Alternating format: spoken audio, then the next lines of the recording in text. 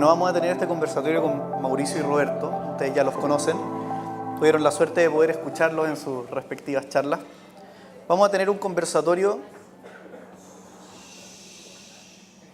tal como ayer lo dijo Axel, muy breve. Tenemos aproximadamente 40 minutos. Y vamos a dejar espacio para 2 preguntas del público. ¿Ok? Así que van a tener que competir por ese espacio. Bueno, el conversatorio tiene como título La tentación totalitaria. Y obviamente esto igual apela mucho a ustedes, precisamente por el tema de la juventud, que la tentación totalitaria, sobre todo en el caso de Roberto y Mauricio, tiene que ver precisamente con sus experiencias juveniles. Y bueno, en el caso de Roberto fue miembro de las Juventudes del Partido Comunista, en el caso de Mauricio fue miembro del MIR.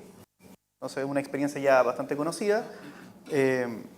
Ya habíamos tenido la oportunidad de conversar sobre esos temas con ellos en la gira de su libro Diálogo de Conversos. Y por lo mismo quisiera comenzar la conversación partiendo desde el cómo se llega a esa tentación totalitaria. ¿Qué es lo que ustedes vieron en su juventud que los hizo tomar determinadas banderas ideológicas y llegar quizás hasta las últimas consecuencias por tratar de conseguir ese proyecto? No sé, ¿quieres partir, Roberto o Mauricio? Yo cumplí 9 años cuando había hace muy poco ocurrido la Revolución Cubana.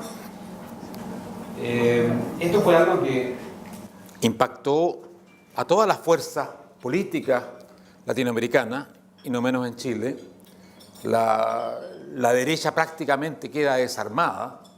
Estados Unidos incluso trata de reaccionar proponiendo la Alianza para el Progreso, que ahí estaba la reforma agraria, había un montón de cosas impensadas quizás o impensables antes. En fin, se izquierdiza todo el panorama. Y claro, cuando tú creces en ese ambiente o te vas desarrollando en ese ambiente, lógicamente que te influencia. Además yo tengo una madre que era, o tenía una madre que era socialista de entonces, o sea, marxista, leninista, de los que van a descartar la vía electoral en realidad y creer que la revolución armada era necesaria e inevitable. Por lo tanto, había todo un ambiente ahí familiar. Mi casa estaba llena de libros de Marx, de Lenin. En mi casa se reunían que han sido los colegas de mi madre. O sea, para mí fue un ambiente que bastante natural. Hay otras partes también, pero no voy a complicar esto. Y yo recuerdo que yo a los 14 años, veraneando en Tongoy, leí el Manifiesto Comunista, que me vino a consolidar todo este arranque que yo tenía o esta orientación.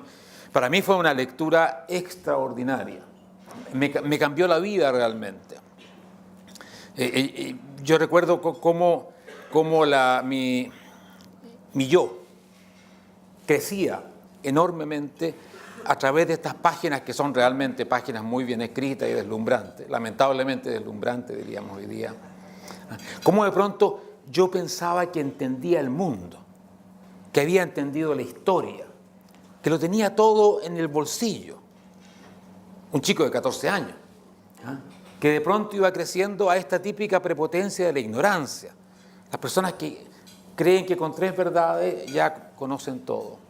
Y este libro, además, o la ideología comunista, tenía la gran fuerza de proponerte una visión de la historia heroica, que estaba a punto de llevar a este cambio tremendo, que era el paso a la sociedad comunista, que eso estaba allí, que dependía de ti también, venía a reforzar este mensaje de los revolucionarios cubanos, y te ofrecía un papel en ese momento de liberación de la humanidad. O sea, te ofrecía ser un redentor, un cambiador de todo, de la naturaleza humana, el creador de la sociedad perfecta. Y esta es, yo creo, la esencia de la tentación totalitaria. Es esta propuesta desbordante, extraordinaria, de transformarte en un verdadero Mesías, un liberador, una persona que está dispuesto después a entregarlo todo, a dar la vida, a quitar la vida, a hacer cualquier cosa, porque Después de todo, si uno cree realmente, como yo creía y tantos creíamos, que estás con tu acción transformando la naturaleza humana, eliminando todos los problemas históricos, sacando al ser humano de la miseria de las sociedades de clase, terminando con la explotación, indudablemente que lo que puedes hacer, lo que estás dispuesto a hacer, es de una magnitud y de una falta de principios morales normales tremenda. Y eso fue lo que a mí me fue transformando en el revolucionario. El revolucionario es un hombre que cree en estas cosas. Es un hombre religioso, de una religión atea, que propone exactamente lo que propuso el cristianismo, con la diferencia, que no es menor, de poner el cielo en la tierra y cree que los ángeles van a caminar en esta tierra. Y claro, uno también tiene sus raíces católicas, evidentemente, y todo esto repercute fuertemente en una cultura como la nuestra. Te estaban aterrizando, terrenalizando, poniendo ahí al alcance de la mano ese maravilloso fin de la historia, esa elevación a un ser superior, a un mundo distinto. Bueno, y con todos esos elementos, yo ya a los 16, 17 años, entré a militar en el MIR, que era la alternativa que representaba lo que era la Revolución Cubana. Esta idea de ir inmediatamente a una acción que iba a transformar la humanidad de esta manera. Así que para mí fue una experiencia que a la vez que cuando uno la mira en perspectiva uno dice qué terrible, qué peligroso era ese sujeto. Y la verdad es que era muy peligroso. Como son los revolucionarios, porque cuando crees semejantes cosas puedes hacer cualquier cosa. A la vez existe es como el gran amor que se puede vivir, desbordante, total, absoluto. Es un momento en mi vida irreproducible. O sea, yo nunca voy a estar en un estado semejante. Es difícil definir ese estado de elevación. Imagínate sentir, yo me acuerdo cuando volví de Tongoy al colegio, yo estudiaba en el Liceo de Aplicación, encontré a mis compañeros de clase que seguían jugando a las bolitas o mirando a las chicas, qué sé yo, todo esto. Yo también las miraba, por supuesto, pero yo era otro, yo estaba por sobre ellos. Yo me recuerdo esa sensación embriagadora de sentirme elevado. Yo era algo especial, un elegido, una persona de aquel círculo que iba a realizar una acción de este tipo. Así que en el sentido emocional, personal, esto es una droga, es una chicha con la cual hay que evitar curarse, pero cuya embriaguez es extraordinaria. Como muchas drogas, lógicamente, después terminan matándote, pero en ese momento, cuando tú vives eso, cuando te lo crees realmente, tú vives en un mundo extraño. Además funcionaba muy bien con las chicas. No, de verdad era una cosa, claro, porque tú asumías eso. Ahí tú proyectabas la imagen de una especie de Cristo redentor dispuesto al sacrificio aquí y allá, y eso de alguna manera tiene también un atractivo, parece. No te voy a decir que era fantástico, no, pero tenía su... Bueno, eso fue para desdramatizar la cuestión. Roberto, tu experiencia. Bien, en el caso mío yo abracé también muy temprano la causa de la Juventud Comunista.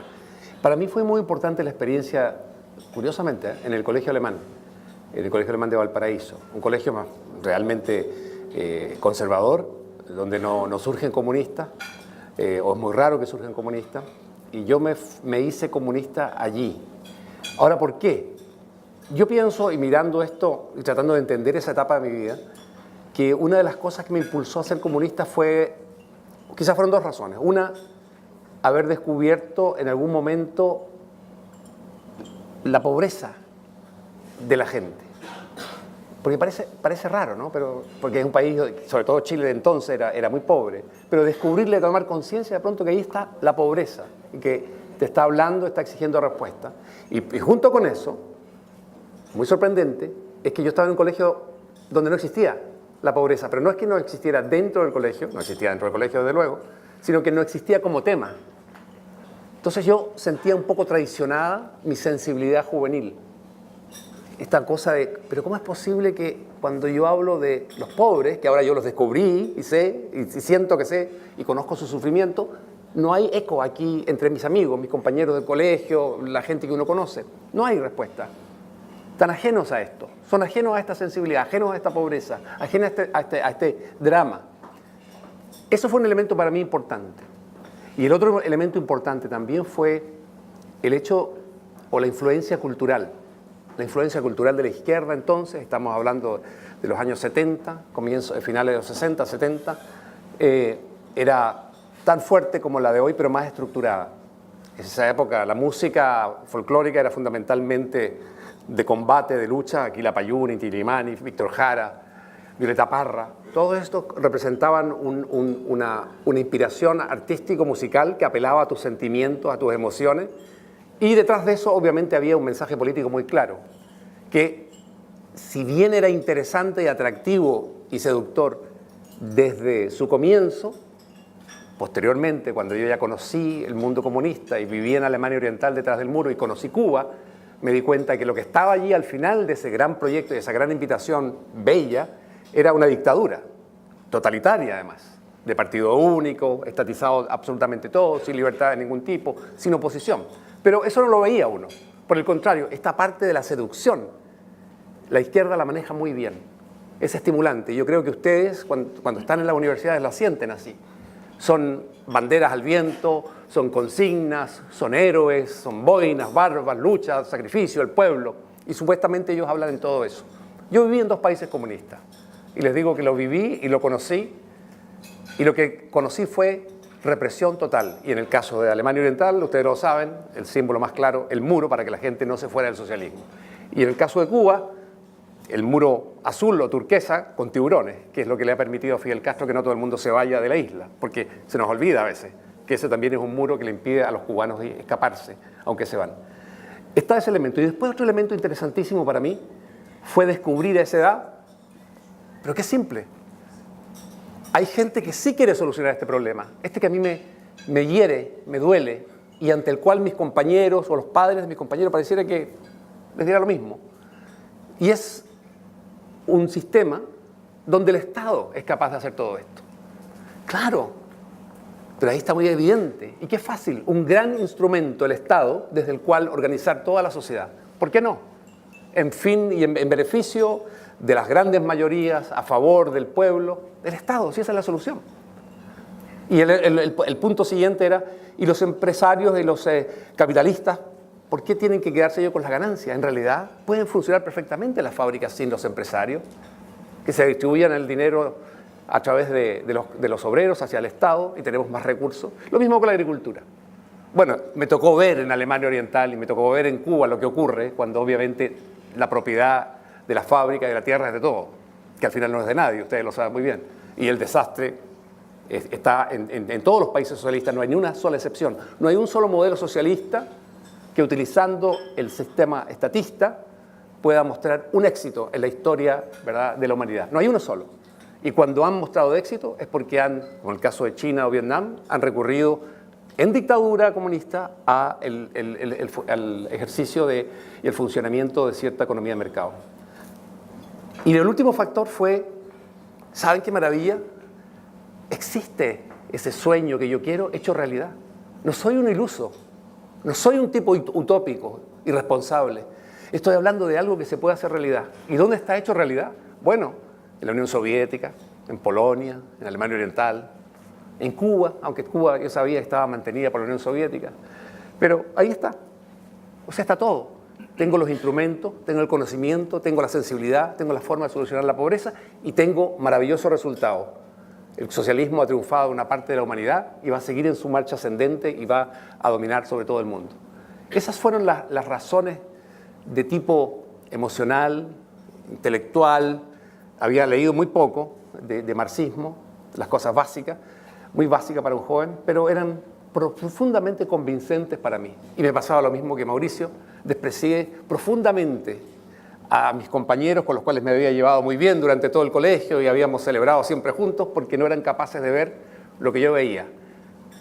La pobreza, la solución y el futuro espléndido que nos esperaba como país construyendo el socialismo. Permíteme comentar un par de cosas.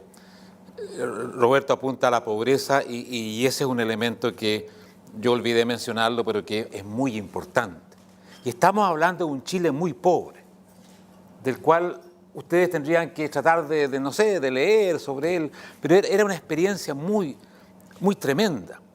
Yo me acuerdo que vivíamos en una casa ahí en Vicuña Maquena, y para ir al Estadio Nacional se iba caminando más rápido, cortando camino, y pasábamos por unos campamentos que eran espantosos. O sea, eran 4 tablas paradas sobre el barro, sobre la tierra. Entonces, claro, era inevitable, en el ambiente mío por lo menos, o sea, ver esto y no decir, pero hay que terminar con esta cuestión. Y cuando a la vez escuchas que hay un país maravilloso llamado Cuba o China con Mao, donde están preocupados de que la gente no mueran de diarrea a los niños o que la gente sepa leer y escribir. Estamos hablando de un Chile con niños desnutridos, con analfabetos, estamos hablando de otro Chile muy, muy distinto. Y eso era muy... Ahora, hay otra cosa que quería comentar, el tema de la dictadura. Porque en el caso nuestro, el hecho de tener que llegar a una dictadura era absolutamente necesario. No era algo que repudiábamos, todo lo contrario. En este proceso tan extraño hay un elemento apocalíptico, porque todo esto es religión atea, no es más que eso. Entonces, en el Apocalipsis plantea que Cristo va a volver a la tierra para gobernar durante 1000 años con los justos, después de un enfrentamiento tremendo con el anticristo. Hay una famosa batalla llamada Hermagedón, en fin, del fuego y de la sangre y de la muerte surge el reino milenario de Cristo, ¿no? Toda esta visión, la necesidad de la violencia, de la depuración para crear el hombre nuevo, son ideas muy importantes, integrantes de lo que es la fe militante marxista. Lo dijo Marx exactamente, él inventó el término dictadura del proletariado, no lo inventó Lenin ni ningún otro. Y esta idea, y Marx lo expresa muy bien, dice, para crear este hombre comunista es necesario pasar por este hecho de violencia que nos va a depurar, nos va a elevar mágicamente a esa calidad de seres altruistas o superiores, etc. Por lo tanto, el hecho de saber que íbamos a matar, que íbamos a reprimir, que íbamos a exterminar una parte de la humanidad, era algo absolutamente asumido, por terrible que parezca. Y cuando leíamos que en la Unión Soviética o en China, etcétera, se hacía esto, se había hecho esto, decíamos, bueno, así es la cosa. Para liberar la humanidad hay que destruir a todos esos seres humanos que están demasiado contaminados por el espíritu burgués, por la sociedad burguesa, etcétera. Es natural que sea así. Y esto es realmente impresionante, cuando uno llega a un convencimiento que te va convirtiendo en lo que el Che Guevara un día dijo, máquinas de matar. Máquinas de matar para construir el hombre nuevo, el paraíso, lo que se quiera, pero máquinas de matar. Y máquinas que teóricamente han justificado el asesinato o la muerte, y no de uno, sino que de muchos. Entonces te vas convirtiendo en la máquina más peligrosa que existe. Aquella que es capaz de matar seres humanos con buena conciencia, creyendo que así es el progreso, que duerme tranquilo y que a lo mejor solamente está intranquilo porque no ha matado suficientes elementos corruptos. Por lo tanto, es realmente una ideología que tiene una fuerza terrible que te lleva a terribles conclusiones. Pero tú mismo lo habías descrito como una especie de embriagamiento bastante profundo. Y en ambos casos, tanto el de Roberto como el tuyo, Mauricio, tiene que ver mucho con la idea de poder solucionar un problema que es explícito, que ustedes podían ver, constatar diariamente. Y que obviamente ustedes sentían que los hacía distintos por poder percibirlo a diferencia de sus compañeros, amigos o personas cercanas. Cuando tú ya tienes la confianza de que tú encontraste la solución, que encontraste el camino, cuando ya caes en la tentación totalitaria, ¿cómo entonces es el camino de salida? ¿Cuál fue en el caso de cada uno de ustedes el proceso de crítica que los lleva a poder superar esa situación, que es bastante convincente, cuando ya se siente que uno tiene las soluciones y las respuestas? Entonces, ¿cómo es el proceso para cada uno? ¿Cómo fue en tu caso, Roberto, el proceso de desencantamiento o el proceso de crítica racional para poder salir de esa tentación. Yo pienso que uno de los derechos más importantes del individuo es el derecho a llegar a ser uno mismo, porque es una exploración, un camino. Uno no nace con las verdades en la mano. En realidad va descubriendo las verdades, va tratando de acercarse a ciertas verdades a lo largo de ese camino. En el caso mío, el acercamiento al rompimiento, porque en el fondo el quiebre con esta idea comunista que abracé con tanto entusiasmo y también con ingenuidad, pero una ingenuidad que también bajo determinadas circunstancias te hubiese podido llevar perfectamente a ser un represor, a lo mejor un torturador, un asesino de opositores a tu régimen. O como en muchos casos a gente que llegaba a justificar y llegó a justificar y aún justifica la existencia de un muro, y que, ¿verdad? Como el de Berlín, y la necesidad de las fuerzas que construyeron ese muro de eliminar a aquel que lo quiera cruzar.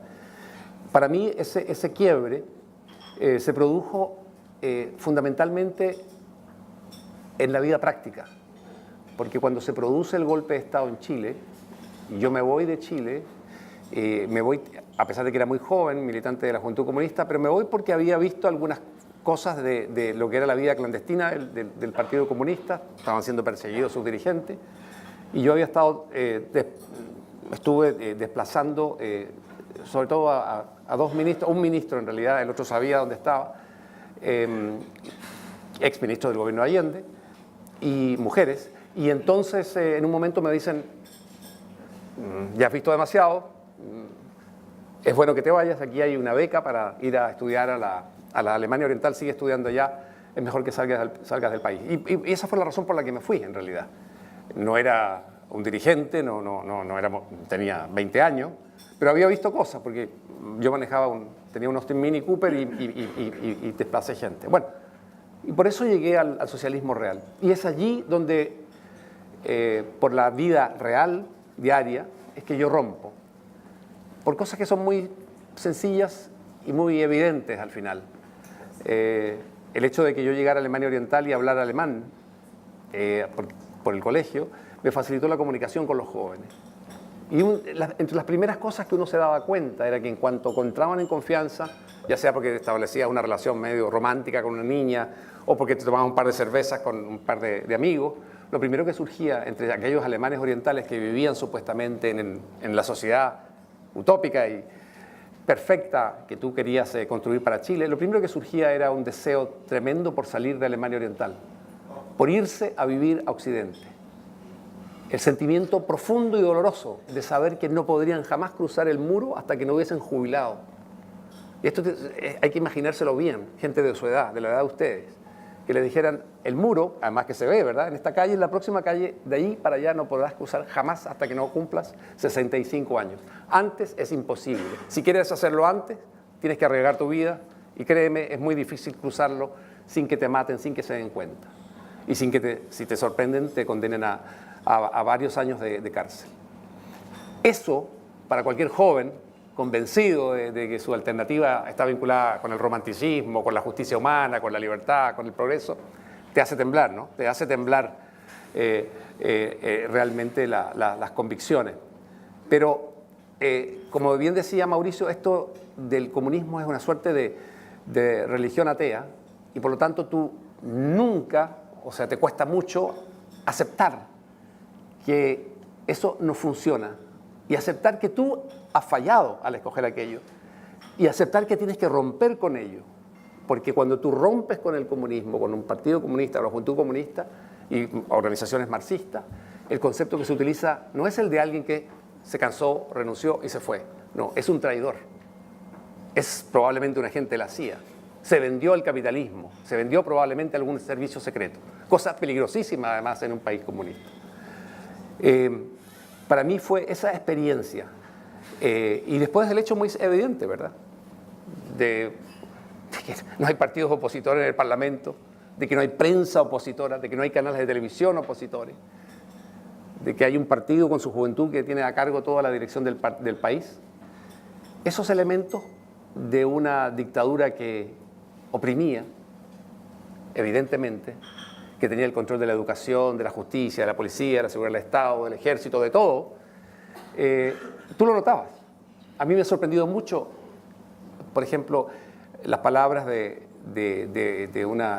dirigentes importantes de nuestro país que vivieron la RDA y dicen que no se dieron cuenta ni de la represión ni se dieron cuenta del muro, o no lo vieron. Era imposible no ver el muro.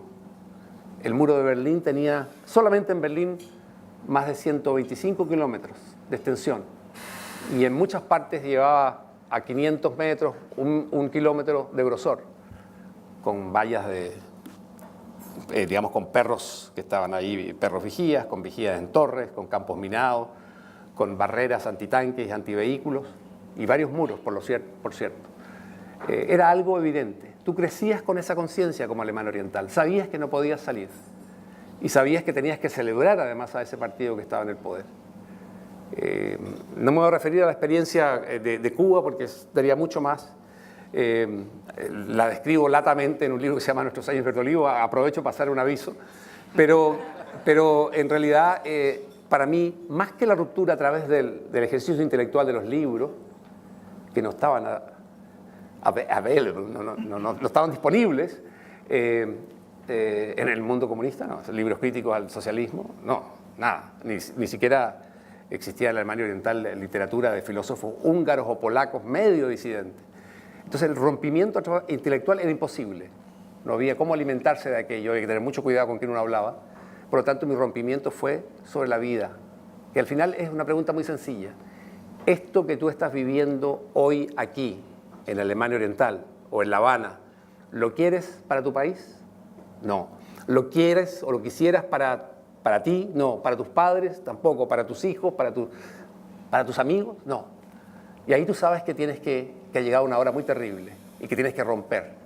Y sobre todo si vives en el comunismo, romper con mucho cuidado para que no quedes catalogado como un agente, un espía, un traidor, porque de eso después poco o nada se sabía o campañas de desprestigio terribles.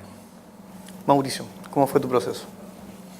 Esta cuestión es bien complicada y yo cada vez que trato de reconstruir un proceso como ese, me doy cuenta de que estoy racionalizando cosas que a lo mejor no fueron así.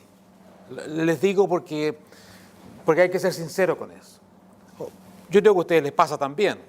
Se han tenido un amor, un pololeo y 5 años después de que han roto eso, les preguntan, ¿y por qué te separaste de fulanito o sutanita? Tú vas a construir seguramente una historia ya, que probablemente no sea muy fiel al hecho como ocurrió. Porque cuando uno va pasando esto, no es que diga 1 más 1, 2, sino que se van juntando cosas. Ahora, cuando gente como yo salimos de Chile, yo en ese momento no estaba militando en el MIR, pero era muy cercano al MIR, y salieron muchos miristas, simpatizantes y otros. El sentimiento predominante, y no solamente el sentimiento, era el sentimiento de traición, de haber abandonado la lucha, de haber dejado a los camaradas peleando, y además una pelea sangrienta. Hay como 350 miristas que ya habían desaparecido o sido asesinados el año 75. Habían 1.200 en la cárcel. Por lo tanto, el que estaba en Francia o en Suecia, como yo estaba, tenía una profunda carga moral de haber realizado un acto de deserción terrible. Y eso fue lo que primó en los primeros años de mi vida en Suecia, y en los compañeros que en el exterior se formaron los llamados grupos de apoyo al MIR, que eran formas de reintegrarse al partido que el partido abría para estos desertores, traidores y cobardes, como oficialmente se les puso. Ese fue el título que el partido le dio a los militantes que habían dejado Chile y habían roto con la famosa orden del MIR no se asila. Lo cual, claro, es el colmo del romanticismo, de la heroicidad, lo que tú quieras. Y eso marca mucho una parte, unos 3 años de mi vida, donde tú estás, en realidad, viviendo una vida para purgar un tremendo pecado que has cometido. Y cuando se vive bajo esas circunstancias, todos los aspectos psicológicos de convivencia están muy lejos de lo que ustedes puedan vivir normalmente. Esos son comunidades de torturados mentalmente, de gente que está pagando la deuda más terrible que puedes pagar, haber desertado. Por lo tanto, no tienes ninguna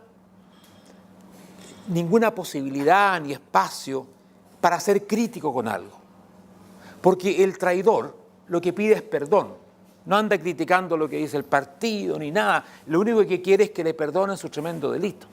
Y eso fue una cosa, yo les digo, eso da para unas novelas terribles que... No te animes tú, Roberto, porque es demasiado terrible y negra esta cuestión. Es lo más enfermo que yo he vivido esos años aplastado por la propia culpa. Ahora, en torno a todo eso pasan cosas. Yo veía a un refugiado, una rusa refugiada porque se había enamorado de un extranjero y ya eso era un delito. Me encontré con un cubano que me impactó mucho, homosexual, que había estado en campos de concentración de Che Guevara y Fidel Castro. O sea, a nombre del hombre nuevo, ahí tenía el resultado. Un tipo que de política no sabía nada, pero que había estado en un campo de concentración para reeducarlo y todas esas cosas que decían. Sin embargo, este ambiente te hacía muy resistente a todo esto. No es que no existiera eso, no es que no te quedara dando vuelta, pero tú estabas en otro estado psicológico que era absolutamente dominante. Y ahí lo que quizás en mi vida es más importante de explicar, en absoluto único, es cómo sales tú del mundo de la secta, además la secta dominada por un sentimiento de culpa semejante. Cómo empiezas a respirar el aire de pensar por ti mismo. Porque en esta situación tú no piensas por ti mismo. Tú te prohíbes pensar por ti mismo porque tú eres un traidor, eres un ser deleznable. ¿Cómo vas a permitirte el lujo de hacerlo? Esa es la parte más complicada que yo cuento algo en el libro que hemos hecho con Roberto, Diálogo de Converso, porque creo que vale para toda secta. Hay sectas y sectas, por supuesto, pero la secta en sí mismo es un mundo cerrado, autorreferente, donde todos están, digamos, siempre...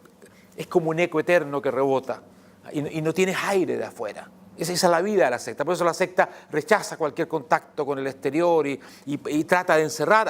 Es lo mismo. Los partidos revolucionarios son sectas. Esos que ustedes encuentran son proyectos de secta, donde todos viven la pasión revolucionaria, se confirman, etc.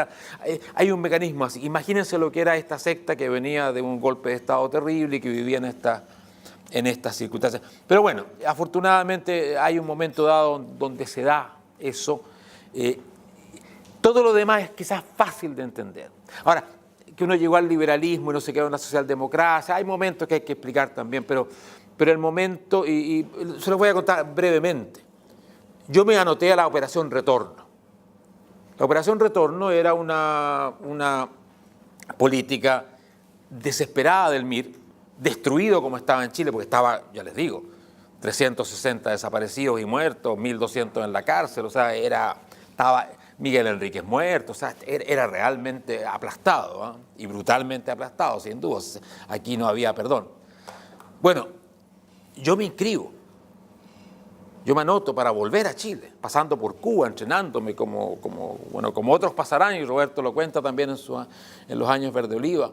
¿Ah? Era la forma definitiva tanto de cumplir con el sueño revolucionario como de purgar la culpa esta. Ahí estamos los miristas, imagínense, a comienzos del año 77.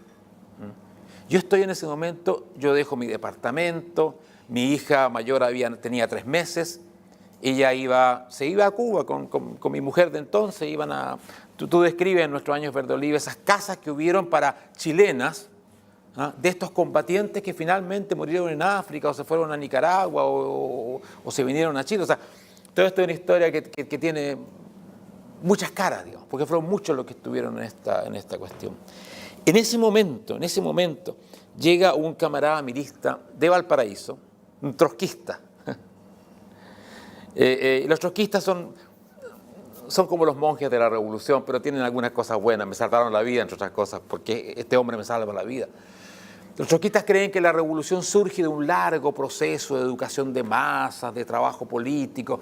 No es cuestión de tomar una pistola y ir a disparar. Eso los trotskistas nunca lo han creído. ¿Ah? Y este hombre, que era un trotskista mirista, combinaciones que se daban, pasa por la tortura en Chile, es miembro del Comité Central, lo pasa muy mal. Y cuando llega a Suecia, llega con toda la autoridad moral del que ha pasado por cosas muy duras, ¿ah?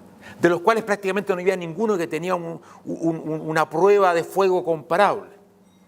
Y este hombre nos reunió en Estocolmo, a unos 25 milistas que estábamos embarcados en esto de entregar todo lo último al partido.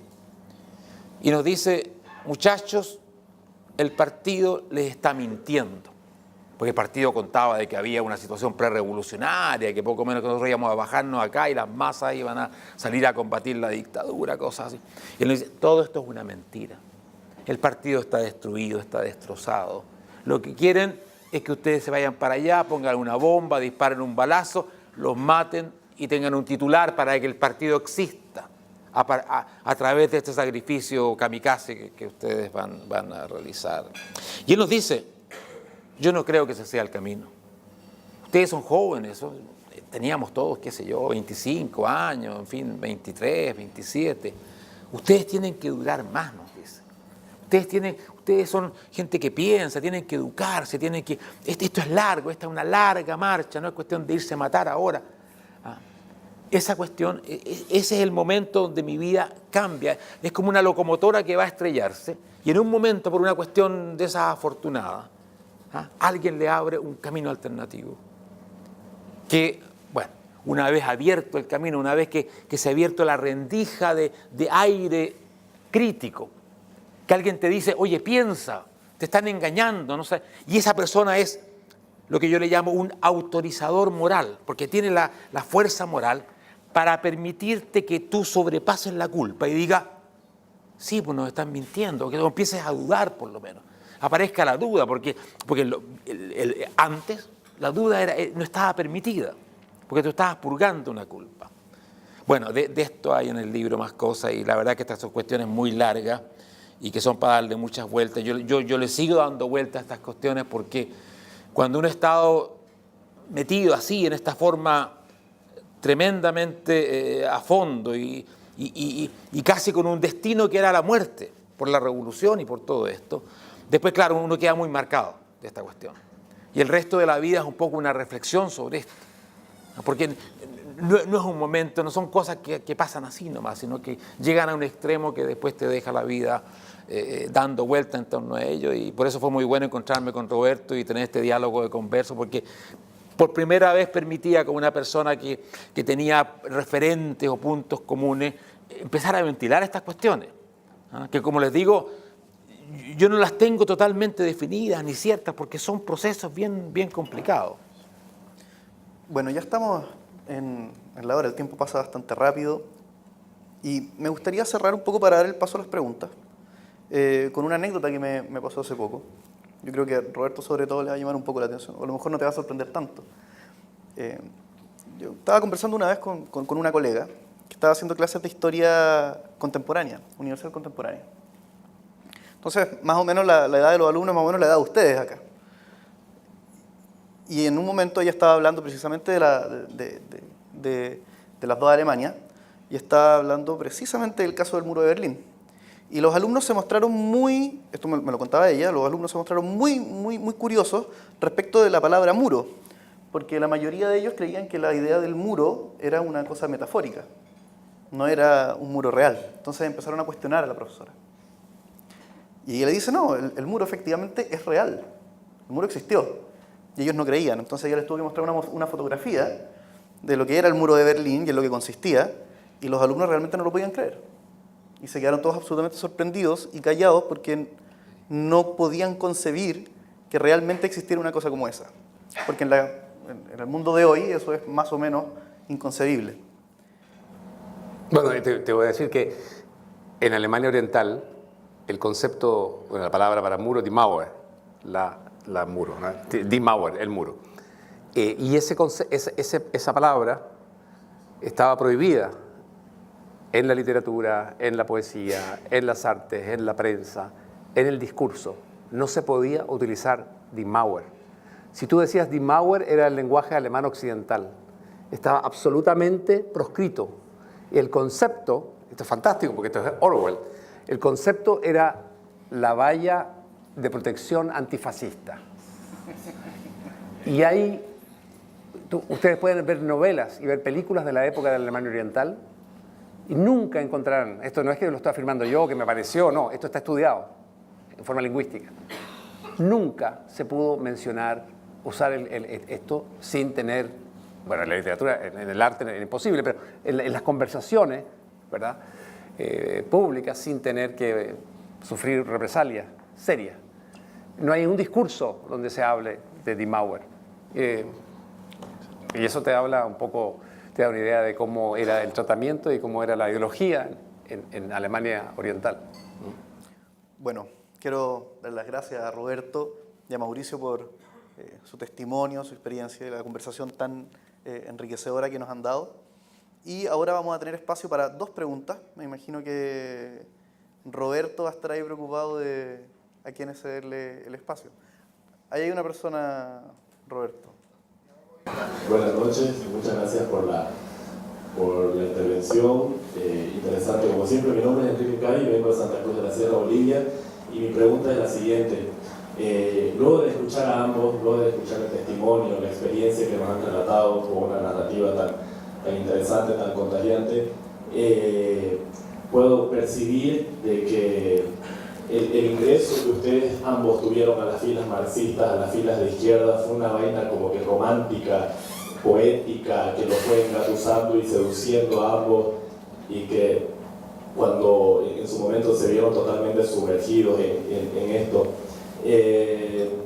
¿Cómo logramos para que la juventud actual, la juventud que se define en su mayoría apolítica, que se define no favorable a ninguna causa política, se contagie, se emocione, se inspire por la libertad? Yo soy coordinador de Estudiantes por la Libertad Bolivia y me emociona mucho cuando lo escucho a Enrique Gersi y a Ricardo López Murphy hablar con ese ímpetu, con esa pasión, y los tipos viajan y los tipos invierten tiempo y dinero y su vida en esto. Entonces, puntualmente, ¿cómo logramos de que la juventud actual en mi país y en todos los países latinoamericanos empiecen a ver la libertad ya no solo como un concepto, sino como una causa, sino como un ideal que pueda en cierto modo generar algo de emoción, no ese romanticismo del comunismo, que Dios nos libre de llegar a eso, pero algo de alma en esto? Muchas gracias, y cualquiera de los dos que me pueda responder. Tal vez nos podemos ayudar un poco en esta... Esa es la pregunta que siempre se da. Fíjate que cuando estábamos con Roberto hace poco en Rancagua, tuvimos un encuentro muy especial con unos 400 jóvenes escolares, secundarios. Venían de 19 colegios en el teatro ahí de un fantástico teatro que hay en Rancagua. Y fue una conversación muy buena, funcionó muy bien. Y otra cosa porque Roberto contaba sus experiencias amorosas y ya con eso se ganó a todo el mundo, especialmente a las muchachas, me imagino que las ganaste para siempre. Ellas preguntaban. Pues. No, pero fue una parte muy... No, es que fue una parte... ¿Cómo era el amor en el comunismo eso? Claro, es que todo tiene sus ventajas, dices tú, incluso el comunismo. No, pero es parte importante de la vida porque te acerca, porque te hace normal, etc. Y al final de las preguntas, una chica preguntó algo que a mí me pareció muy importante y he seguido pensando. Por eso lo habíamos comentado de nuestra experiencia, de los fracasos del comunismo, etc. Ella preguntó, ¿quiere decir eso que debemos dejar de luchar por crear un mundo mejor? Y esa pregunta es muy importante, porque la juventud, para ser juventud, tiene que proponerse crear un mundo mejor que el que existe, porque para eso son jóvenes. Porque eso es el progreso. Si ustedes llegan a este mundo y dicen, está todo súper bueno, no hay nada que hacer, es que ha terminado esto. La juventud, yo diría biológicamente, ahora que no está Fischer y me puede aplastar seguramente, para mí es un mandato natural ser crítico, molestarse, indignarse, tal como uno lo es con su familia también en un momento dado, y por eso es que se pelea con los padres, que después los va, un día va a ser converso también y los va a abrazar y va a decir, ahora te entiendo, viejo. ¿Ah? Pero a los 20 no podía, pero es que esa es una función muy importante. Ahora, yo pienso que nuestro camino, el que tenemos que encontrar, es afirmar esa tarea fundamental, rebelde, de la juventud, la búsqueda de la crítica. Tenemos que ser subversivos, pero en un buen sentido de la palabra. Tenemos que ser rebeldes en el sentido de Camus, no revolucionarios que tienen una utopía, todo esto. Pero debemos andar preocupados por todo lo que se puede mejorar, que es muchísimo, lógicamente. Y cuando nosotros tengamos esa pasión realmente, cuando hoy día conversaba con algunos muchachos en la mesa y me decían, el problema es que estos izquierdistas, más o menos, se quedan hasta el viernes en la noche reunidos ahí discutiendo, qué sé yo, y claro, no vamos a ser tan tontos nosotros, bueno, nosotros vamos a hacer cosas más entretenidas. Está bien, es bastante lógico. Pero tenemos que entender de que esos apasionados del cambio, de la indignación, que monopolizan todas las causas, todo lo que no funciona, y lo convierten después en estas ideologías terribles, si queremos competir con ellos, no te voy a decir que nos quedemos los viernes, por lo menos los jueves en la noche. Y que tengamos pasión, y que tengamos pasión no por defender la libertad, cosa que la gente no entiende, sino por defender la libertad que puede ganar la gente concreta, que son pequeñas libertades. La libertad de poder salir a la calle sin que te asalten, no tener que encerrarte en tu casa a las 6 de la tarde porque es peligroso. La libertad de ir a buscar trabajo al otro lado de Santiago, donde sea, porque las micros funcionan y no hay que estar 3 horas andando en las micros que tenemos. Esas son grandes libertades. Esas son libertades que los liberales hablan de una cosa como que fuera la libertad. Pero si un día podríamos traducir esto en 10 pequeñas cosas que para la gente son tan importantes. ¿Sabes? Esto es libertad. Sí, poder buscar trabajo en todo Santiago es una tremenda libertad.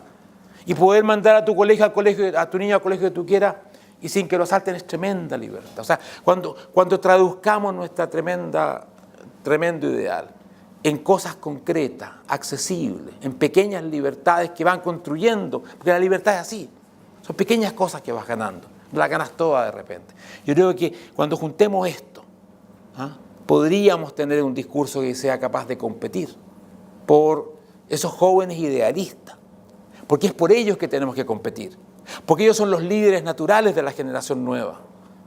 Si los idealistas son aquellos que son los grandes emprendedores de la política juvenil, ellos tenemos que captarlos, pero para captarlos tenemos que tener un mensaje que reúna esas condiciones. Mi pregunta va más que nada porque muchas veces me ha tocado debatir con jóvenes que son comunistas y muchas veces me ha costado poder rebatir sus ideas por la ceguera que tienen, digamos, en ciertos aspectos. Entonces mi pregunta va, más que una pregunta, es ¿qué ustedes le dirían a un joven comunista hoy día, pero como una frase que los marcara, que quizás incluso los llegara a sacar de este enamoramiento que tienen por su ideología? Bueno, yo no creo que sí. No, yo no creo que haya palabras mágicas, ¿verdad? Con abracadabra y nada de eso. No, yo creo que se trata de un trabajo muy puntual, muy preciso, muy de paso a paso que hay que hacer. Y en este sentido, este tipo de reuniones, este tipo de perfeccionamiento tiene un gran sentido en la medida que se va multiplicando y ampliando como una suerte de ola, ¿no? en la sociedad. Comparado con la izquierda, quienes son amantes de la libertad han desarrollado, por lo menos en Chile, un trabajo que todavía no compite en términos de alcance, de entrega, de dimensiones, con lo que ha hecho la izquierda durante decenios en forma muy activa y con los jóvenes. Entonces, si uno quiere dar esa lucha, tiene que prepararse y por lo menos tener, no voy a usar la palabra un ejército porque siempre suena esto muy che guevarista, sino que personas amantes de la libertad dispuestas también a enfrentar en cada lugar y en columnas, en medios, donde sea, las ideas de la libertad. Ahora, siempre yo pienso o tiendo a pensar, digamos, en unas ideas que plantea Amartya Sen, ¿verdad? Que dice, si queremos construir justicia, no partamos de la idea de la justicia perfecta, la sociedad donde la justicia es absolutamente perfecta y que eso nos esclavice y para trabajar en ese sentido, sino que él piensa que es mucho más efectivo lograr avanzar a nivel puntual de la sociedad, del individuo, de los problemas que tienen las comunidades, en ampliar en la justicia, en lograr la justicia. Pero también creo que es así como se puede llegar a avanzar en lo que es la difusión de las ideas de libertad. Y voy a dar un ejemplo muy concreto también, porque coincido plenamente con Mauricio de esto de cuando tú dices la libertad, y vamos todos a luchar por la libertad, al final la gente le cuesta mucho saber qué es la libertad, a menos que haya una dictadura que les impida incluso expresar la palabra libertad. Miren, un punto de la cultura. Cuando yo fui ministro de Cultura,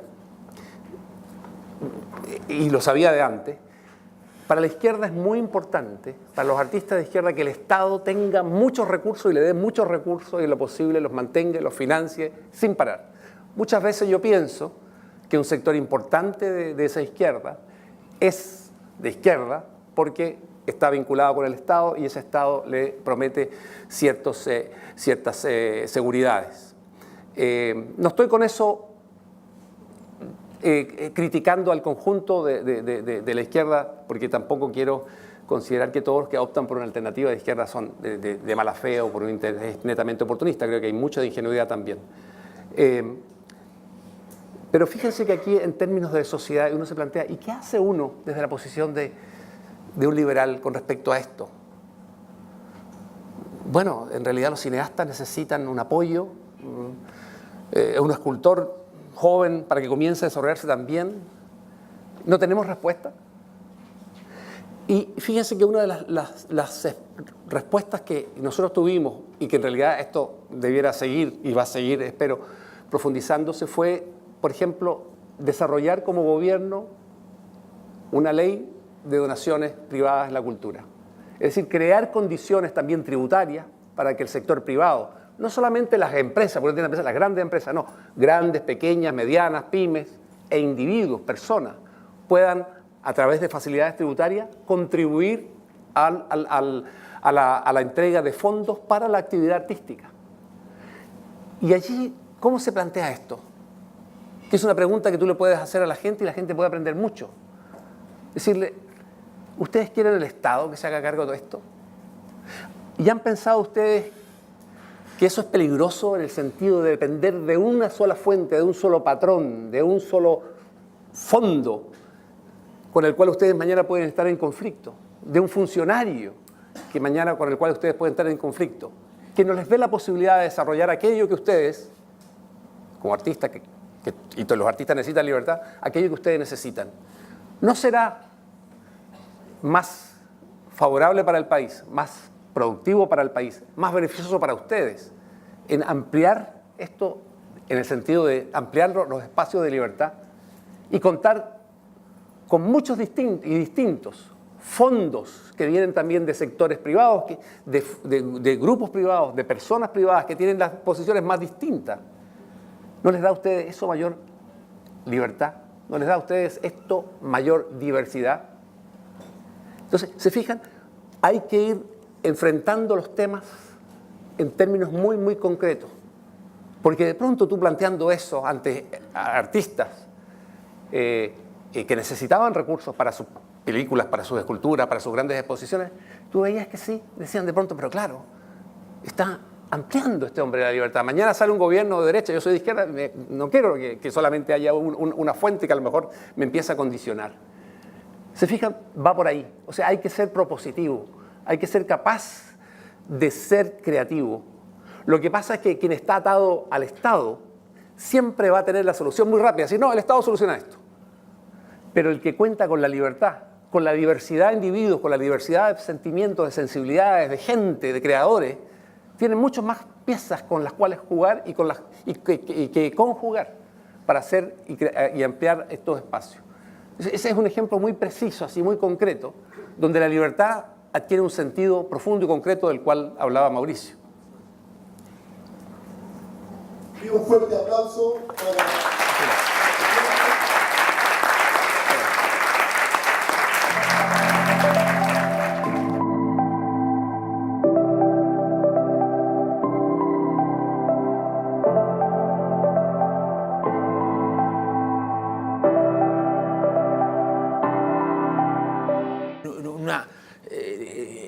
en un mundo extraño. Además funcionaba muy bien con las chicas. ¿Ah? No, de verdad era una cosa, claro, porque tú asumías eso. Ahí tú proyectabas la imagen de una especie de Cristo redentor dispuesto al sacrificio aquí y allá, y eso de alguna manera tiene también un atractivo, parece. ¿Ah? No te voy a decir que era fantástico, no, pero tenía su... Bueno, eso fue para desdramatizar la cuestión. Roberto, tu experiencia. Bien, en el caso mío yo abracé también muy temprano la causa de la Juventud Comunista. Para mí fue muy importante la experiencia, curiosamente, en el Colegio Alemán, en el Colegio Alemán de Valparaíso, un colegio más realmente conservador, donde no surgen comunistas, o es muy raro que surjan comunistas, y yo me hice comunista allí. Ahora, ¿por qué?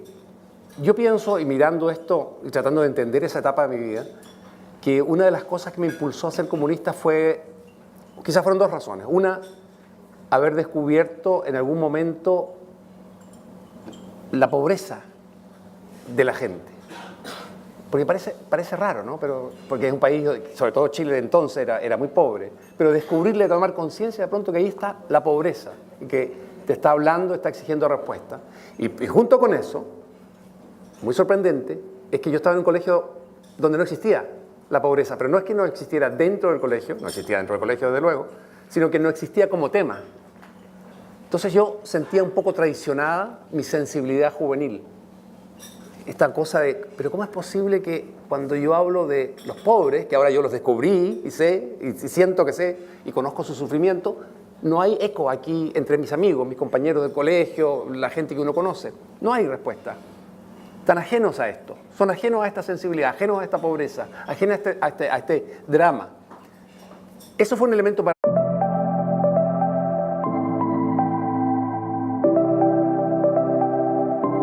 Bueno, vamos a tener este conversatorio con Mauricio y Roberto. Ustedes ya los conocen. Tuvieron la suerte de poder escucharlos en sus respectivas charlas. Vamos a tener un conversatorio, tal como ayer lo dijo Axel, muy breve. Tenemos aproximadamente 40 minutos. Y vamos a dejar espacio para 2 preguntas del público. ¿Ok? Así que van a tener que competir por ese espacio. Bueno, el conversatorio tiene como título La tentación totalitaria. Y obviamente esto igual apela mucho a ustedes, precisamente por el tema de la juventud, que la tentación totalitaria, sobre todo en el caso de Roberto y Mauricio, tiene que ver precisamente con sus experiencias juveniles. Y bueno, en el caso de Roberto fue miembro de las Juventudes del Partido Comunista, en el caso de Mauricio fue miembro del MIR. Entonces, una experiencia ya bastante conocida. Ya habíamos tenido la oportunidad de conversar sobre esos temas con ellos en la gira de su libro Diálogo de Conversos. Y por lo mismo quisiera comenzar la conversación partiendo desde el cómo se llega a esa tentación totalitaria. ¿Qué es lo que ustedes vieron en su juventud que los hizo tomar determinadas banderas ideológicas y llegar quizás hasta las últimas consecuencias por tratar de conseguir ese proyecto? No sé, ¿quieres partir, Roberto o Mauricio? Yo cumplí 9 años cuando había hace muy poco ocurrido la Revolución Cubana. Esto fue algo que impactó a todas las fuerzas políticas latinoamericanas, y no menos en Chile. La derecha prácticamente queda desarmada. Estados Unidos incluso trata de reaccionar proponiendo la Alianza para el Progreso, que ahí estaba la reforma agraria, había un montón de cosas impensadas quizás, o impensadas, un mundo distinto. Bueno, y con todos esos elementos, ya a los 16, 17 años, entré a militar en el MIR, que era la alternativa que representaba lo que era la Revolución Cubana. Esta idea de ir inmediatamente a una acción que iba a transformar la humanidad de esta manera. Así que para mí fue una experiencia que a la vez que cuando uno la mira en perspectiva uno dice qué terrible, qué peligroso era ese sujeto. Y la verdad es que era muy peligroso. Como son los revolucionarios, porque cuando crees semejantes cosas puedes hacer cualquier cosa. A la vez, existe es como el gran amor que se puede vivir, desbordante, total, absoluto. Es un momento en mi vida irreproducible. O sea, yo nunca voy a estar en un estado semejante. Es difícil definir ese estado de elevación. Imagínate sentir, yo me acuerdo cuando volví de Tongoy al colegio, yo estudiaba en el Liceo de Aplicación, encontré a mis compañeros de clase que seguían jugando a las bolitas o mirando a las chicas, qué sé yo, todo esto. Yo también las miraba, por supuesto, pero yo era otro, yo estaba por sobre ellos. Yo me recuerdo esa sensación embriagadora de sentirme elevado. Yo era algo especial, un elegido, una persona de aquel círculo que iba a realizar una acción de este tipo. Así que en el sentido emocional, personal, esto es una droga, es una chicha con la cual hay que evitar curarse, pero cuya embriaguez es extraordinaria. Como muchas drogas, lógicamente, después terminan matándote, pero en ese momento, cuando tú vives eso, cuando te lo crees realmente, tú vives en sables antes, en fin, se izquierdiza todo el panorama. Y claro, cuando tú creces en ese ambiente o te vas desarrollando en ese ambiente, lógicamente que te influencia. Además, yo tengo una madre tenía una madre que era socialista de entonces, o sea, marxista, leninista, de los que van a descartar la vía electoral en realidad y creer que la revolución armada era necesaria e inevitable. Por lo tanto, había todo un ambiente ahí familiar. Mi casa estaba llena de libros de Marx, de Lenin. En mi casa se reunían que han sido los colegas de mi madre. O sea, para mí fue un ambiente que bastante natural. Hay otras partes también, pero no voy a complicar esto. Y yo recuerdo que yo a los 14 años, veraneando en Tongoy, leí el Manifiesto Comunista, que me vino a consolidar todo este arranque que yo tenía o esta orientación. Para mí fue una lectura extraordinaria. Me cambió la vida realmente. Yo recuerdo cómo mi yo crecía enormemente a través de estas páginas que son realmente páginas muy bien escritas y deslumbrantes, lamentablemente deslumbrantes diríamos hoy día. Cómo de pronto yo pensaba que entendía el mundo, que había entendido la historia, que lo tenía todo en el bolsillo. Un chico de 14 años, que de pronto iba creciendo a esta típica prepotencia de la ignorancia. Las personas que creen que con 3 verdades ya conocen todo. Y este libro, además, o la ideología comunista, tenía la gran fuerza de proponerte una visión de la historia heroica, que estaba a punto de llevar a este cambio tremendo, que era el paso a la sociedad comunista, que eso estaba allí, que dependía de ti también, venía a reforzar este mensaje de los revolucionarios cubanos, y te ofrecía un papel en ese momento de liberación de la humanidad. O sea, te ofrecía ser un redentor, un cambiador de todo, de la naturaleza humana, el creador de la sociedad perfecta. Y esta es, yo creo, la esencia de la tentación totalitaria. Es esta propuesta desbordante, extraordinaria, de transformarte en un verdadero Mesías, un liberador, una persona que está dispuesto después a entregarlo todo, a dar la vida, a quitar la vida, a hacer cualquier cosa, porque después de todo, si uno cree realmente, como yo creía y tantos creíamos, que estás con tu acción transformando la naturaleza humana, eliminando todos los problemas históricos, sacando al ser humano de la miseria de las sociedades de clase, terminando con la explotación, indudablemente que lo que puedes hacer, lo que estás dispuesto a hacer, es de una magnitud y de una falta de principios morales normales tremenda. Y eso fue lo que a mí me fue transformando en el revolucionario. El revolucionario es un hombre que cree en estas cosas. Es un hombre religioso, de una religión atea, que propone exactamente lo que propuso el cristianismo, con la diferencia, que no es menor, de poner el cielo en la tierra y creer que los ángeles van a caminar en esta tierra. Y claro, uno también tiene sus raíces católicas, evidentemente, y todo esto repercute fuertemente en una cultura como la nuestra.